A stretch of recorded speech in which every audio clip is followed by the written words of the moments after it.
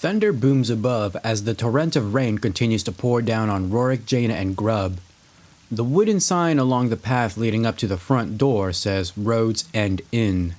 "Well, this looks to be the place," Rorik says to the others. He remembers the folks back at Outskirt telling him of the place, but he vaguely remembers the details. There was something about a missing person, good stew, a halfling, nothing that sounded alarming. Rorik opens the door to the dreary place and is immediately met with the sights and sounds of a well-established tavern. The smell of beef, potatoes, and carrots boiling in a stew assault his nostrils as the sound of his stomach grumbling reaches his ears. Or perhaps that was Grub's. Or Jaina's. About 20 guests are chatting, eating, and gambling. A woman stands behind the counter. She turns and notices the drenched party, but instead of turning them away, she smiles a toothy grin. "Well, welcome, welcome. Come right on in." Suddenly, she disappears behind the counter. When she comes around, Rorik sees that she is a halfling. "The name's Helemi, and this is the Roads End Inn. Can I offer you a room for the night? A nice hot bath? Perhaps a bowl of my famous stew?" "We would very much like that, actually. Oh, my name's Rorik. This is my sister, Jaina, and this is Grub." Helemi's eyes suddenly go wide and she tenses. "Oh, don't worry about him. Grub is quite tame compared to goblins. He won't try to stab you, I swear it." Now that he says it out loud, Grub doesn't act like the typical goblins back down south. Perhaps the goblins of the Misty Vale are quite tame. "Well, just tell him to keep his hands in full view at all times. Don't want things to go missing, if you catch my meaning." "You have my word." "Good. Now, please get yourself situated. You're free to mingle and have some fun, so long as you don't start any trouble. I'll have the stew out in a few." Jaina taps on Rorik's shoulder and begins to sign. "Oh, and some ale, if you wouldn't mind." Helemi smiles wide and nods. "Well, of course." The halfling walks away and disappears in the back room. Rorik looks around and manages to spot an empty table next to the fire. The perfect spot to eat and dry off. He takes a look around the cozy tavern. Everyone seems to be in good spirits, even those at the gambling table. He's almost tempted to join them, but they have so few coins left. They would either make some money or go broke, the latter being absolutely devastating. As he contemplates joining the table, he spots a young couple. They look unhappy as they sit alone in silence. What's their story? Perhaps they were in a rush to get somewhere before the storm hit. They don't look wet. "Mind if I join you?" Rorik turns to look at an impressive-looking dwarf. "Oh, sure." No sooner than Rorik agrees, the dwarf sits next to him with 2 mugs of ale and takes a swig of one. "The name's Stig Stonehilt. Pleasure to meet you." He holds out a well-calloused hand, and Rorik shakes it. "I'm Rorik, and this is my sister, Jaina. The tamed goblin is Grub." "Huh. Never seen a goblin tamed for quick fingers, but all right." Something taps on Rorik's foot. He glances sideways to Jaina, whose fingers subtly sign. Why is the dwarf man sitting with us? Stig seems to be talking about the Coomer Mountains to the south. Rorik listens for a while, but notices the young couple looking their way from time to time. "Say, Stig, do you know anything about that couple over there? The unhappy-looking one?" "Yeah, I know them. That's Grun and Era. They had a kid till he went missing. Kale, I think his name was." Rorik yawns. He glances over at Jaina, and she yawns too. But it's not just her. Everyone is yawning. He feels heavy and sluggish. His eyes close, and soon everything is gone. Welcome to the castle, everyone. Come on in and take a seat. My name is Alex. I am your player, your GM, your host for A Table for One, a solo actual play podcast. And this is the Secret of the Dragon Emperor, a Dragonbane playthrough. Rorik, Jaina, and Grub, because now Grub is an official party member, have made it back to Outskirt for some much needed rest and recuperation. Rorik heard a rumor of a wizard off to the east in Coppergate who needed some help protecting something. And so this could be a way for them to make some money, especially if this wizard is well off. And so they bought some provisions and then they set out from Outskirt. And on the way to the east, they encountered a group of adventurers who were bruised and battered and injured. And they had just come from Coppergate. They did provide some information as to what is going on in Coppergate, particularly about a troll and a couple of bandits, but some news is better news than no news. And so, eventually, Rorik, Jaina, and Grub found a rather odd inn. And of course, they went inside the inn as we heard in our first scene. Rorik wakes up in a separate bed than the others, in an oblong dormitory. It is cold, as if someone opened the window and let the night air in while he slept. Only the moonlight filtering through a large western window illuminates the room. There is a large tapestry hanging on the eastern wall, and to the north is a wooden door. In a black rocking chair in one of the corners sits a person of diminutive stature. Rorik keeps his eye on the figure for just a moment. There's not really any movement, and so he's going to very cautiously get up from the bed and move over to where Jaina is laying. He's going to rock his sister awake. Jaina, wake up. Something weird is going on. And once she begins to stir awake, he goes over to Grub and he begins to rock him as well until Grub is now awake. It's pretty obvious that none of them know exactly where they are, but then Rorik remembers that there is somebody sitting in the corner, and so he turns back in this darkness and he makes his way over to the rocking chair. There is a dwarf who is asleep. This is the dwarf Stig Stonehilt that Rorik had met when they first entered the inn. He's going to place his hands on his shoulders. He's going to gently rock him, and Stonehilt eventually opens his eyes, but that's all he moves. So Stig Stonehilt tells Rorik of a little bit about what's going on, about this curse, and it's up to him, Jaina, and Grub to free him of this curse. And of course, Rorik does remember there were quite a few number of people at this inn. Are they here too? He can only assume so if Stig is here. So it looks like there's quite a few number of people to rescue. That could be a burden, but it also could be good. I mean, there might be somebody who would be so thankful that they could, provide them some aid or some gold, perhaps. Anyways, while he is talking to Stonehilt, Jaina is actually going to look around the room a little bit to see if she can find anything of use. And she comes across this tapestry on the eastern wall. This tapestry is of an old woman who seems to be watching her wherever they go. It's a rather odd and creepy feeling for Jaina, but she knows that there is something going on here. She keeps it to herself so long as the woman in the tapestry doesn't really do anything, like it doesn't come out or attack her or anything like that. This could just be a trick of the eyes, an illusion. She's seen plenty of that in her time with the mages, but she'll keep her distance otherwise. When he finishes with Stig Stonehilt, Rorik is going to go to the bed that he was resting in because there is all of his stuff. And so he's going to start to put on his armor and his weapons and all of that, and he instructs Grub and Jaina to do the same, to prepare to get ready, because there's only one way out, or so it seems, as Rorik has already tried the windows and they are fastened shut by some mysterious force, and so the only way out is through the door leading out of the room. With Stonehill paralyzed, it's going to be up to Rorik, Jaina, and Grub to somehow deal with this curse, and so when they're ready, they're going to step through the door. The air is stale in this cluttered, windowless room. On a wooden table is a toolbox, and on the dusty floor are several chests, most of them forced open. The eastern wall is adorned with a burgundy curtain with shimmering gold patterns. Rorik is going to look to Grub and he's going to say, "All right, Grub, keep a lookout. Make sure that there's nothing else in here. We're going to take a look." And so it's going to be up to Rorik and Jaina to see if they could find anything valuable in this room.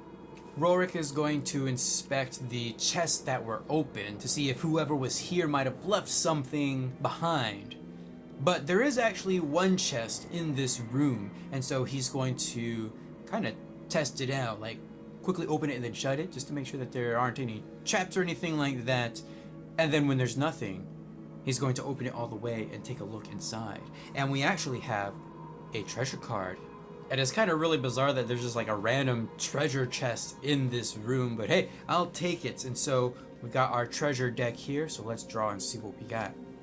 We get some copper coins, D6 copper coins to be exact. How many? Only 4. So it looks like this chest has also been pilfered, and all that's left are just a few copper pieces. But hey, it is money, and we do need the money, so Rorik is going to happily pocket that in the meantime. I should have mentioned this before, but there was a torch in the previous area, and Rorik would have definitely given that to Grub. Grub is going to be the torch bearer for a little while. While Rorik is dealing with the treasure chest, Jaina is actually going to go over to this box that's also closed up, but she's going to test it, but it seems to be locked. We don't really have the correct tools to deal with this lockpick. We can try, but we will get a Bane on the roll, and Jaina's sleight of hand is only 6, so chances of us actually really getting this lock open are kind of really low, but we'll try nonetheless. And so we're going to go ahead and have Jaina look at the lock. There might be something up with it that she might be able to get a grasp on. So I've got our 2d20. Let's roll and see what happens. A 13 and an 8 do not cut it, so Jaina kind of looks at the lock and tries to force it open, but no go here. So we did spend some time searching around for anything of value, so we do need to roll for a random event in this room. This is going to be a D6 roll. On a 1 through 3, nothing happens, and then on a 4 through 6, there are different events for that. So let's roll and see what happens. A 1, so nothing happens in this room. Whew, thank goodness. So instead, we're going to proceed to the north past the next door. The mosaic on the floor of this room forms a chaotic pattern of different colors. The ceiling is several meters high with narrow windows that you cannot reach. From the ceiling hangs a large oil lamp that lights up the room. Along the western wall stand 3 statues of what appear to be mourning women. One of them is praying, one is covering her face, and the third is pointing at the floor. Uh-oh. That doesn't seem too good in Rorik's eyes. I think he's going to go ahead and see if there's something hidden there. Perhaps there could be a trap, but there could also be something important. There could be something under the floor, maybe like a treasure chest. So he's definitely going to perform a spot hidden check here. And he's going to hold out his hands, halting Jaina and Grub, and prevent them from moving forward anymore, lest they spring something that they don't want to. And he's going to cautiously walk forward, and he's going to look at the floor where the woman's pointing. And so Rorik does have some spot hidden. He's got a 13, so let's roll and see what happens. A 4, so let's see, what does he find? There is a trap door with a 5-meter drop. And Rorik, he looks down at this floor and he notices that there's pieces that just aren't fastened to the ground. And so he moves them off, he takes them off one by one until he sees that there's this hole, like a 5-meter drop, and at the bottom there is a glint of something, but it's too far for him just to reach down and grab. Hey, Grub, come here. And Grub walks up and he says, all right, little fellow, I'm going to lower you down there. And I want you to grab that little golden thing. You see that thing right there? I want you to grab it, okay? And Grub nods his head. And so Rorik takes Grub by the ankles and he lowers him down into this hole until Grub is able to reach for this glinting object. And when he comes back up, Grub has this golden ring in his hand. Rorik reaches out for the ring, but Grub closes his hand and backs away. And then he like slips it on his finger and then holds it up. And he starts to like gurgle and mumble. Alright, fine. You can keep it. I guess this is going to be your payment for the adventure then. Now, because we did spend some time in this room, we do need to make another random event roll. So I've got our D6. Let's go ahead and see what happens. A 2.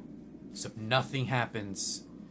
Uh-oh. Are we just going to go up the numbers here? 1, 2, 3's next. Uh-oh. Let's see. We are going to proceed to the north.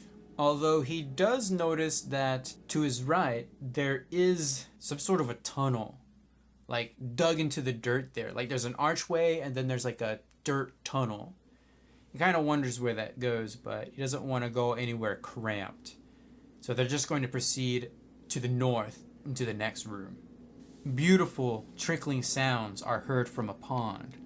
The drops hitting the surface of the water sound like a sad creature playing the harp. One detail disturbs the harmony, the occasional croak echoing off the walls.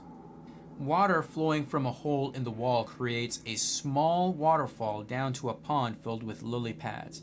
There are several large frogs as well, and Grub is going to look hungrily at the frogs because I don't think they've really had the opportunity to eat just yet. And so Rorik is going to kind of hold Grub back and prevent him from doing anything stupid. Because this could be water, this could be acid, it could be something else. We don't know quite yet. And he's not going to take any chances. And so Rorik is going to step forward to the pond. And he's going to test it out. He's going to dip his toe in there and realize that it's a nice cool pond. That there's nothing eating away at his toe. He looks in and he can tell that there's something else in there. There's another glint. There's like some sort of a metal box down there. And he says, "Hey, I think there's something in there." And Grub and Jaina both look. Grub kind of huffs and then he starts to make his way into the water. But Rorik pulls him back. He's like, "Oh no, not this time. This time I will go. And this time I will keep the spoils." And Grub kind of like crosses his arms and gives up as Rorik trudges into the pond and just swims down there to reclaim this box.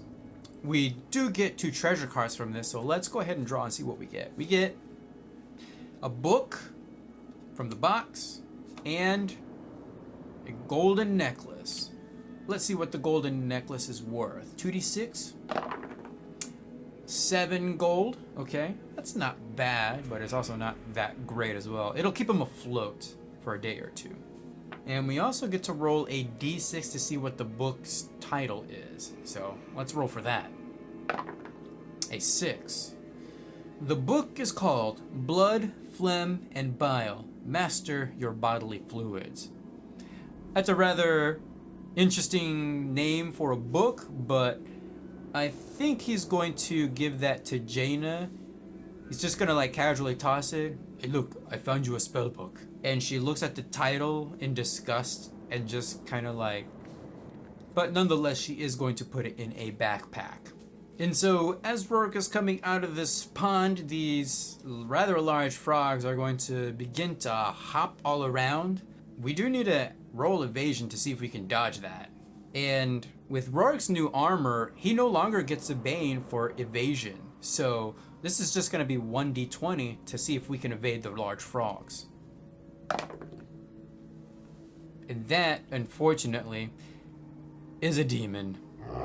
So, of all the things that could have happened, we rolled a demon. So, Rorik does not dodge the large frogs. He tries his best, but he's still getting used to this new armor. And eventually, one slaps him in the face and he falls back into the pond and splashes all around. And then we see that there's like a frog in his mouth, like wide open with his back legs sticking out, flopping all over the place.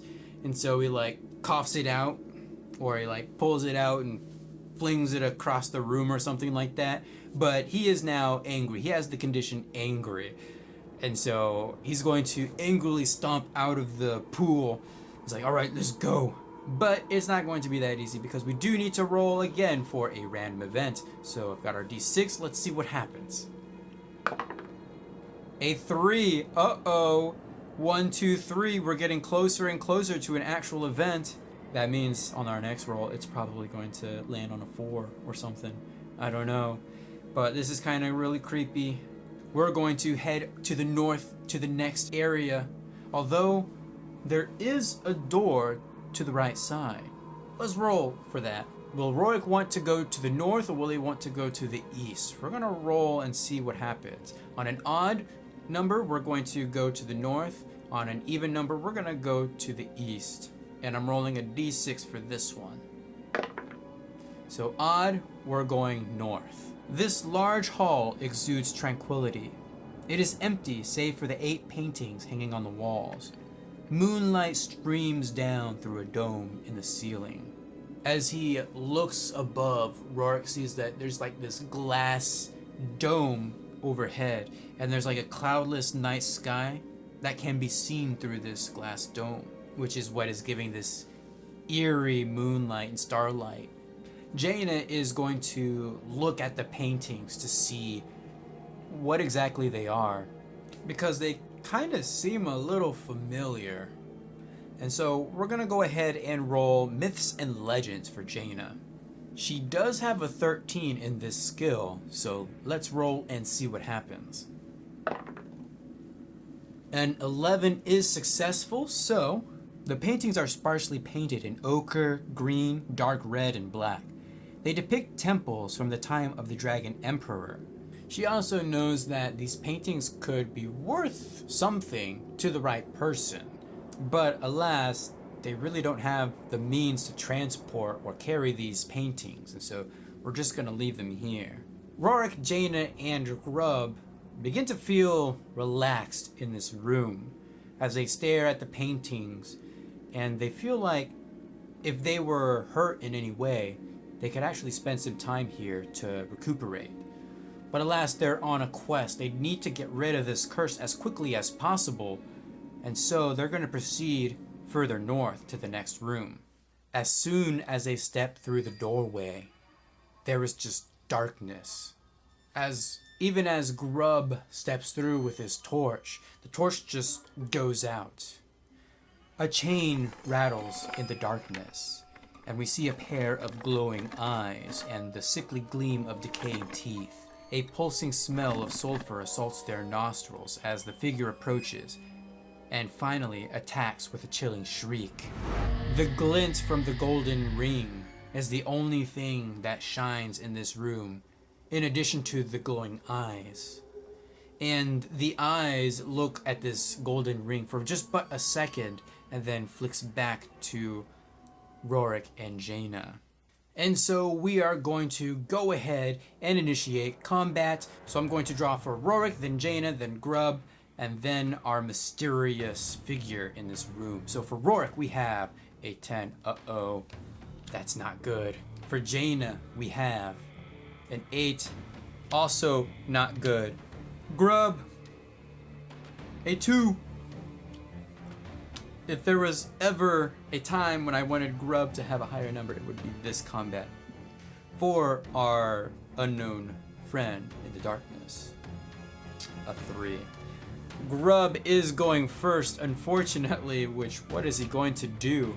Now, because we're in darkness, we do need to roll an awareness just to see if we can even attempt to hit. So that's going to complicate things even further. And really, the only thing that I can really see him doing is just waiting for an attack to come, so he can at least dodge out of the way or something along those lines. And so Grub is just going to wait. He's gonna kind of be a little bit defensive as he pulls out his little short sword, his masterwork short sword that he received in the last episode, and he's just gonna hold it out in front of him, and he's going to wait for something to happen so he can perhaps dodge out of the way, maybe stab in return. Who knows? It is the strange creature's turn. This is considered a monster with a ferocity of 1, it looks like. And so we're just going to roll a d6 and see what is going to happen. A 1. Toe breaking kick.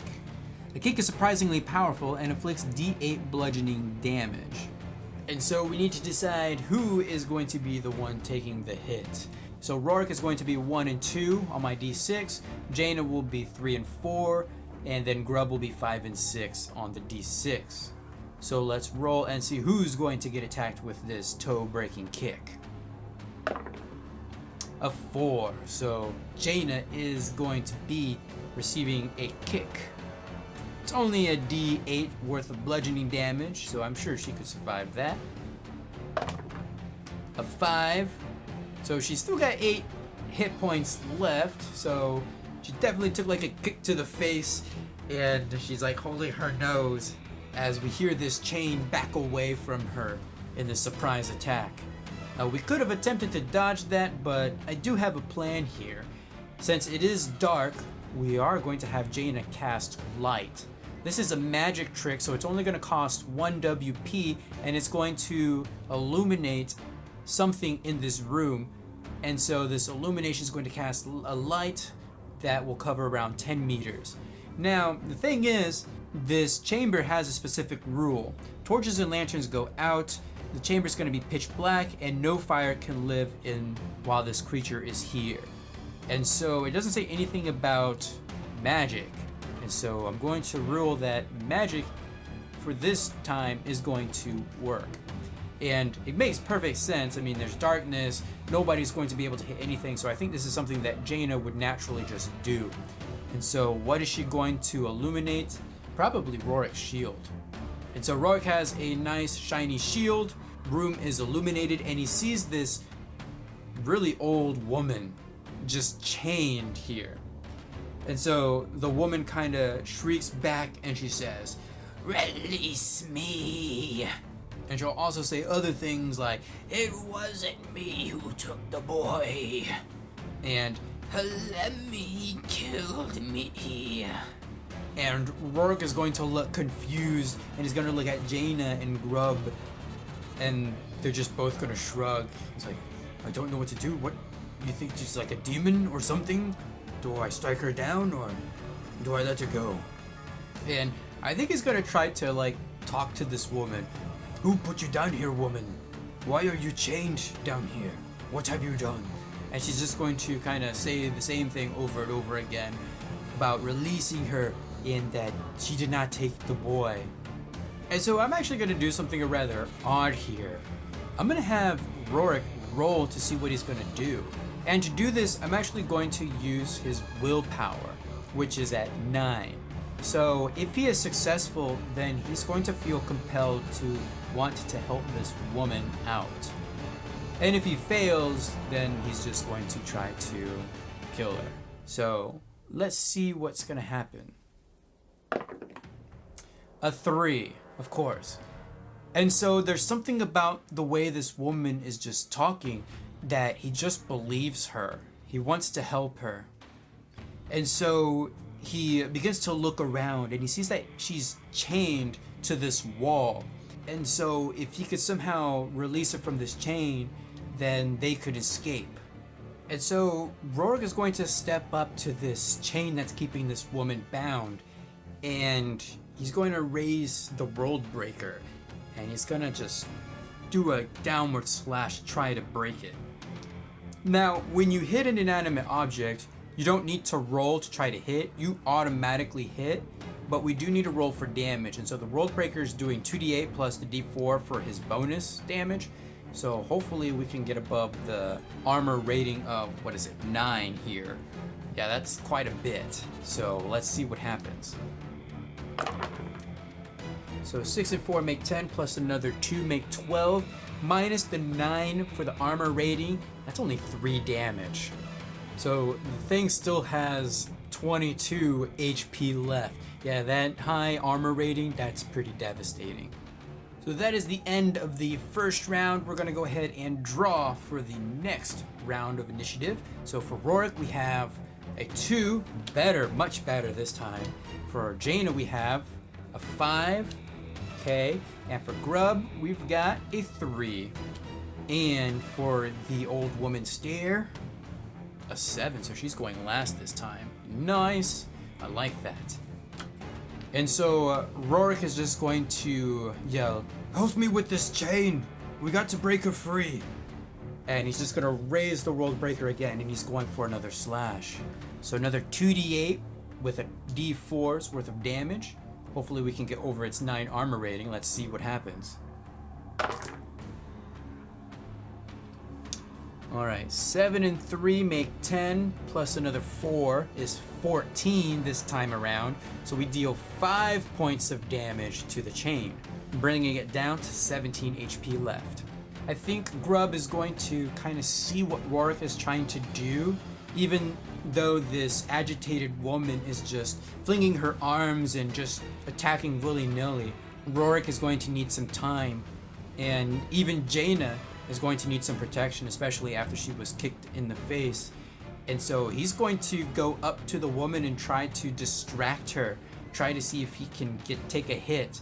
But of course, he's just going to prepare to dodge out of the way. So perhaps she'll take the bait, perhaps not. Jaina is going next, and she is going to, well, do the only thing that she really can do, and that's do a fireball. And so she's going to do her gestures, and she's going to release a superheated fireball at the chain. Now it does say that we don't have to roll to see if we hit inanimate objects. Would that also apply to magic though?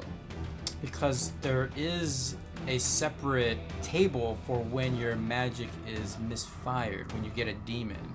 I'm gonna go ahead and rule no, that it's going to be automatic this time, just to kind of keep things moving along, but I don't think there's really any mention of that in the book as well. So Jaina is going to put us a little bit of oomph in this fireball, so she is going to cast this at a power rating of 2, so she's going to get rid of 4 WP to have 3d6 worth of damage. So let's see what happens. Ooh, that's what you like to see. That's pretty close to max damage. 6 plus 6 is 12, plus another 5 is 17. So we deal 8 points of damage to the chain this time around, bringing it down to only 9 HP. That's pretty good.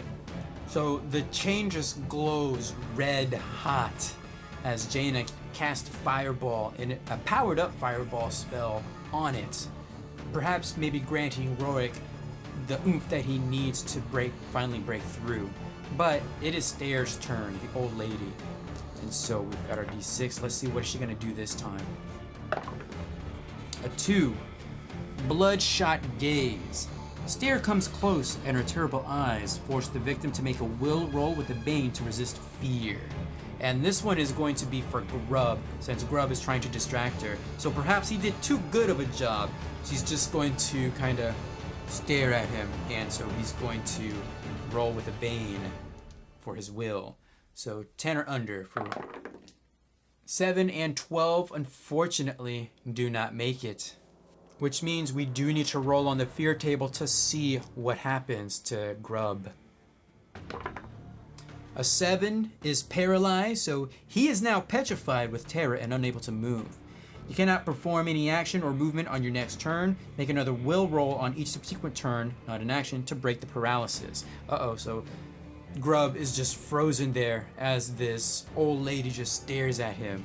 Hopefully Rorik and Jaina can hurry up and break this chain. I mean, that's assuming that that's the goal and that doing so will kind of end combat. But we don't know. Rorik is just kind of playing on instinct here. So that is the end of round 2. Let's go ahead and draw for the next round. We have Rorik with a 3. He could potentially go first. That's good. Jaina with a 7. So towards the end there. Grub with a 4. Okay. And Stair, the old lady, a 9. There we go. That's what we want to see. So Stair is going last yet again.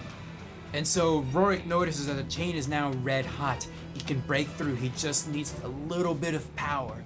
And so he's going to raise the world breaker, and he's going to just slam it down. Unfortunately, there doesn't seem to be a way to up the damage on the weapon, even if you're like holding it two-handed style, which is rather unfortunate, but oh well, that's just the way the game is played. 2d8 plus a d4. Let's see how much damage is he going to do this time. 14 points of damage minus 9 is 5 points. We're just off by 4 more points. So unfortunately, Grub is paralyzed. He will get to make a will save. So let's see if he can at least come out of that. So paralysis is against will. So 10 or under for Grub. A 12. So unfortunately, he is still paralyzed. And he's just kind of looking around with his eyeballs. And he's probably silently praying that Jaina and Rorik hurry up. Speaking of which, Jaina is going to fling another fireball at the chain. And she's going to have to do another empowered fireball. So power level 2 for another 4 WP. So she's got 6 left. Man, she's really going through that WP. So let's see what's the damage going to be this time. 5 and 5 make 10, plus another 2 makes 12. Oh, we're so close. The chain has got 1 HP left. But alas, it is Stair's turn. What is she gonna do? Let's find out. 5. Stones and gravel. The hag grabs a fistful of crumbled mortar and throws it at a player character within 10 meters who has not yet acted in the round. The victim loses their turn. The attack can be parried with a shield. That's a really odd way of phrasing that. It should probably be that no matter what, the character loses their next turn. But the way that it's phrased here, the way that I have to go with it is that because Stair is going last, this attack literally has no effect. Which is really awkward. Yeah, we're just gonna move on. We're so close anyways. So it's gonna be done by the next turn. Alright, we're down to round 4. Rorik, a 5. Uh-oh. Hopefully he can get something done. Jaina, a 9. Oh no. Is the hag gonna get to go first? Grub, possibly. Although Grub is paralyzed. And the hag, 8. So Rorik actually does get to go first. And so he's gonna raise his World Breaker and he's gonna shout one last time as he brings it down. But this thing still has armor. We need to see if we can get past its armor rating 9. 6 plus 2 is 8, plus another 2 is 10. We dealt exactly 1 HP's worth of damage to the chain. It breaks as sparks fly everywhere from the superheated chain. And all of a sudden, the old lady, just kind of falls down to her knees. It wasn't me who took the boy. And she flees. She sprints to the south, back to the door from which they came. And the darkness just, well, there was always light, but now there seems to be more light as whatever was affecting the darkness is just gone. The lady disappears to the south, but really there was nowhere to go because the door from which they came is now just a stone slab. There's only one way out, and that is to the door to the east. In the fog and the dark, we see the gravestones of people and animals laid to rest here. 3 of the graves are open. The graveyard is surrounded by a low wall. Cold and silence reign, as if the place had been cleared of life and forgotten. A gust of wind suddenly rustles the old oak and pine trees. As Rorik steps out and he looks beyond, he sees that there's just nothing but a dark, bottomless abyss. But he does see a gate on the far side of the graveyard. Then again, there are 3 open graves, and he hears some sounds coming from them. Come on! I think there's people down there, he says as he rushes over. As he makes his way over to the first grave, he notices that there's a shovel and a pile of dirt. But then he looks into the first grave. There's a tied-up dwarf. He takes a peek over at the next grave, and he sees there's like a woman also tied in that grave. He takes another peek at the third grave, and there's nothing there. All right, hold on, I'm going to get you out, he shouts, as he tries to reach into the middle grave to help the woman out. And that's when the dogs attack. This is going to be a bit of a surprise round for Rorik, Jaina, and Grub, because Rorik did check inside the third grave and there was nothing there. And so we've got a little witch hound that just suddenly jumps up from the third grave. So we're going to get to draw for that one first, and it has a 4. Uh-oh. Rorik has a 2, so he does possibly get to go first. Jaina gets a 5, so after the witch hound, and Grub has a 8, so also after the witch hound. Now, the unfortunate thing is the witch hounds are a ferocity of 2, so I do need to draw one more time, and so, so they're going first and third. That's not good. They are considered a monster. They have armor 2, HP of 14, quite a bit of movement if that mattered, but it really doesn't. So we've got our D6. Let's see what we're gonna roll. A 2, that is a bite. The dog sinks its teeth into an arm or a leg, inflicting 2d10 piercing damage. Ooh, that's a lot right there. And so I think since Rorik is right there at the grave, it's going to try to attack him. 2d10, that's quite a bit of damage, but Rorik does have the armor to stave off some of that damage. And if we really need to, we can also have him parry and then use something like defensive. So let's see how much damage this dog is doing. 5 and 2 makes 7, so take off the 4 from his armor, and he's only taking 3 damage. I think we'll go ahead and take that. But now it is Rorik's turn, and he is going to, well, he's got to make a decision. Is he going to save the people, or is he going to attack the dog? I think he's going to try to save the woman, and so he's going to spend his action helping the woman out of the grave and pulling her up. Once she's out, she's going to basically run to the gate, to the exit. The dog gets to go again, so let's see what it's gonna do. A 3, claws. With claws as sharp as knives, the dog lacerates the victim's skin and inflicts 2d8 piercing damage.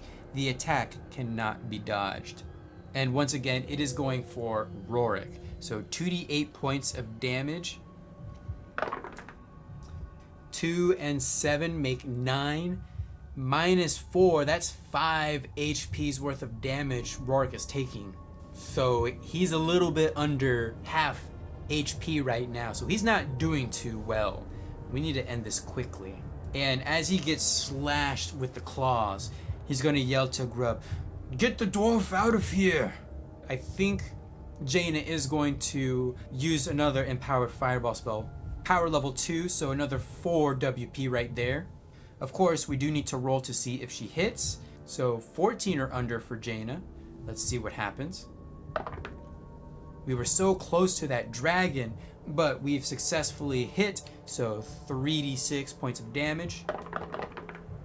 6 and 5 make 11, plus another 1 is 12. Minus the 2 for its armor, that's 10 points right there. We actually almost one-shotted the witch hound. That would have been pretty amazing, but alas, we did not. I think Grub is going to listen to Rorik, and he's going to spend an action helping out the dwarf, since they are probably around the same size, and so he's going to help him up. And as soon as the dwarf is out, he too is going to run towards the gate. And with that, well, let's go ahead and see what happens next. All right, for Rorik, a 4. Okay, we really want to go first. Jaina, 6. Grub of 1. Oh boy. And for the witch hound, an 8. Okay. A 3. And a 5. All right, so the reason why I drew one extra one is because at the start of the round, another witch hound is going to emerge from the grave. And so basically at the start of every round, I'm just going to go ahead and add an extra ferocity for the witch hounds. It is Grub's turn, and so now that the dwarf and the woman have fled through the gate, he too is going to follow. He doesn't want to get eaten again by these rabid dogs, and so he's going to spend a whole turn running towards the gate. and Rorik and Jaina kind of see him disappear as soon as he leaves the gate, as if there was some sort of a magical portal there. So the hound does get to go before Rorik, so let's see what it's going to do. A 6.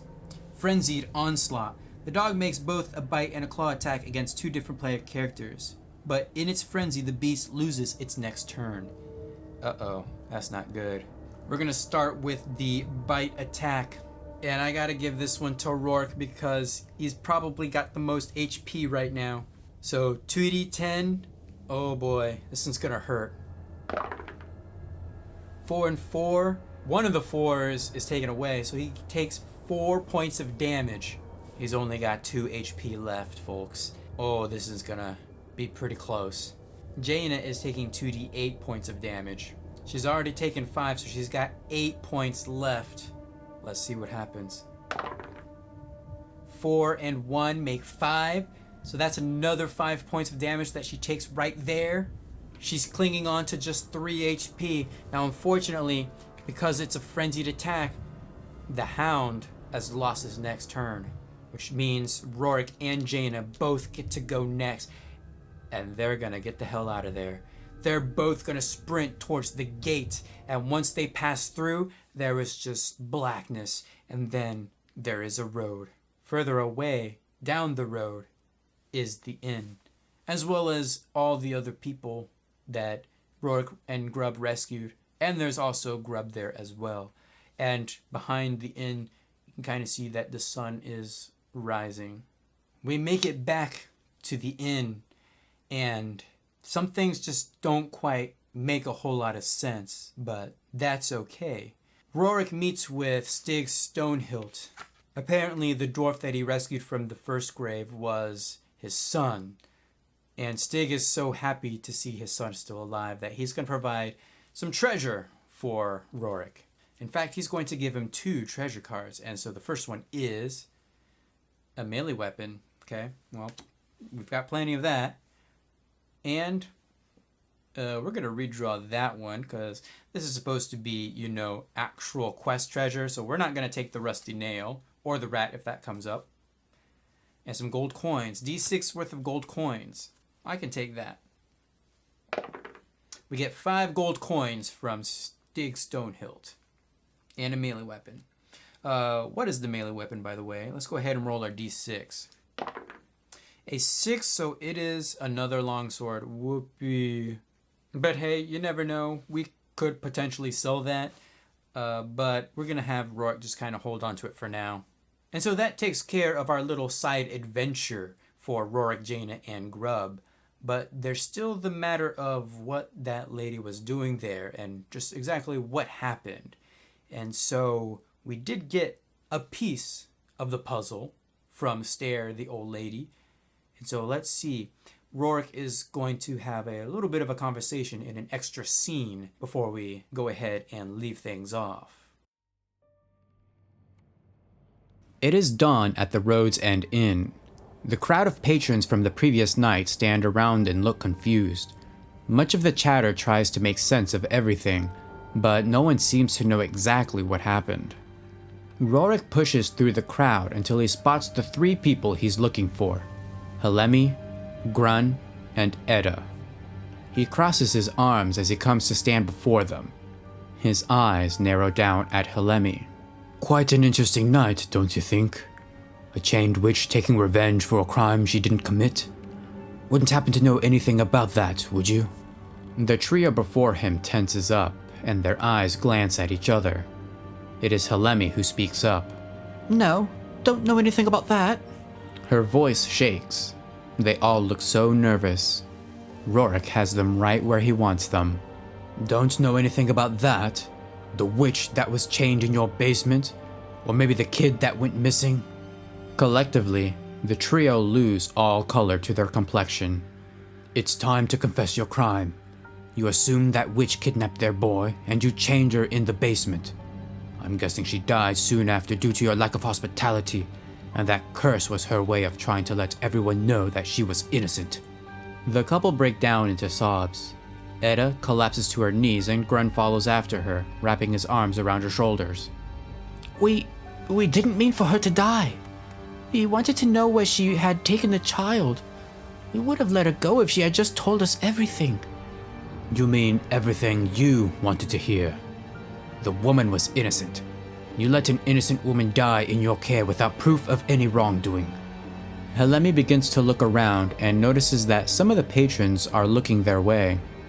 Please, you can't tell anyone. If they knew... Then it would be justice for Stare.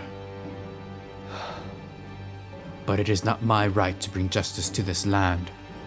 Someday, though, you will tell these people what really happened, that you were wrong, and then, and only then, will your conscience be clear. For my silence, I'll be taking a room, and the stew owed to me. He glances back and spots Jaina, who signs the letters A-L-E very slowly. And also the ale. We'll be leaving tomorrow morning, provided there aren't any other curses around here. Helemi has no other choice but to agree.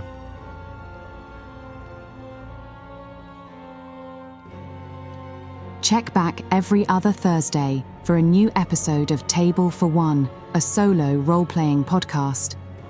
If you would like to support this podcast, please rate it or give it a thumbs up wherever you happen to be listening from. If you happen to be watching on YouTube, subscribe and be sure to leave a comment. Music was provided by Tabletop Audio and AI voice work by 11 Labs.